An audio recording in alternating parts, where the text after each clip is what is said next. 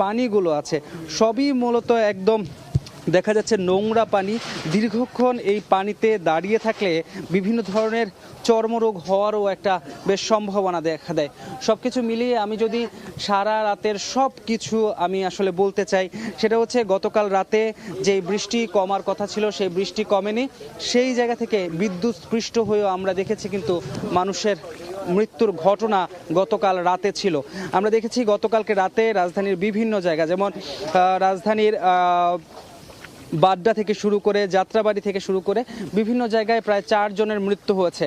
এর প্রধান কারণ হিসেবে যারা প্রত্যক্ষদর্শী আছেন তারা আমাদেরকে জানিয়েছিলেন, বিভিন্ন জায়গায় যেহেতু পানি জমেছিল এবং বৈদ্যুতিক তারের যে সংযোগ, হাই ভোল্টেজ তারের যে সংযোগ, সেটা বাতাসের দাপটে ছিঁড়ে গিয়েছিল এবং ছিঁড়ে সেটা যখন রাস্তায় জমে থাকা পানির উপর পড়ে, তখন যারা পথচারী